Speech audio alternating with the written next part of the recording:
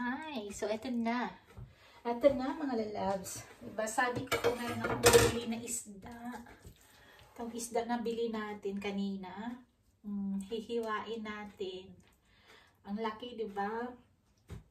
Nahiwa ko na yung ano, meron Masarap to sigang. Yan. So, dyan muna yan.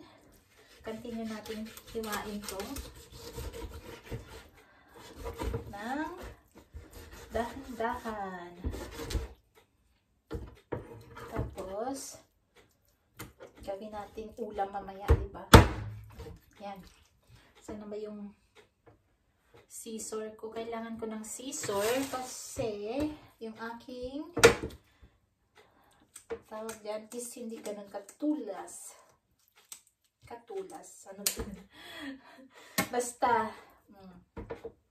mas maganda na lang i-cut ko ng by scissor, gunting. Kasi mas patalas pa yung gunting ko sa aking knife. Ayan. O, ayan. Tingnan nyo. Part yan ng isda. Ayan. Diba? Masarap to isigang. Yung mga ganito nyo ba? Yan. Diba? Masarap yan. So, yun na. Marami pa tayong gagawin dito. I-fillet ko na lang siya siguro. Para mas madali.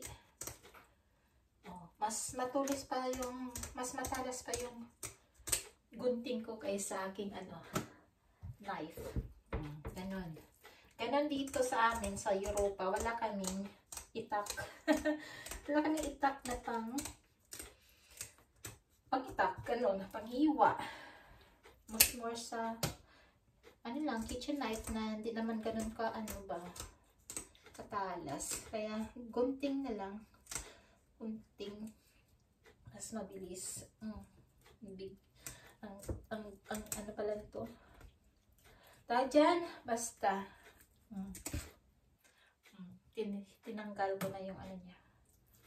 Yan. Tapos ang gawin ko dito is mas maganda na lang i-fillet. I-fillet natin. Dapat hiwain natin sa gitna. Marunong ba tayo nito?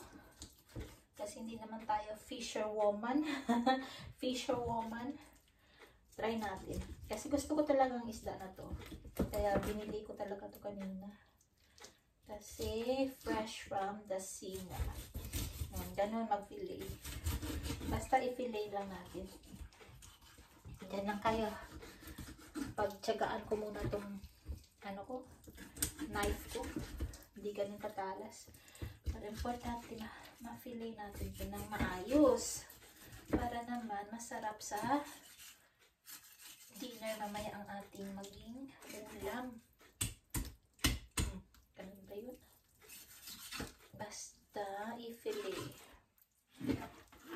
Parang hindi ako marunong kasi nga hindi naman tayo marunong maghiwa talaga nito.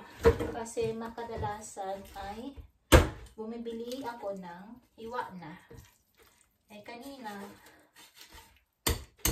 hindi pa siya nahiwa. Kaya sabi ko okay lang. Ako na maghiwa. Yun pala parang mahirap rin pala. Mahirap rin pala. Eto na.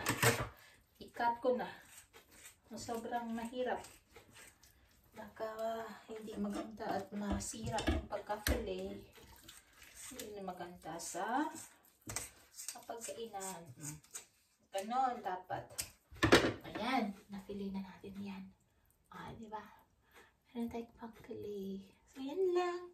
So, tapusin ko muna ito at para matapos. Salamat sa inyong panonood. Dito muna ako sa kusina. Ingat pang lahat. Bye-bye.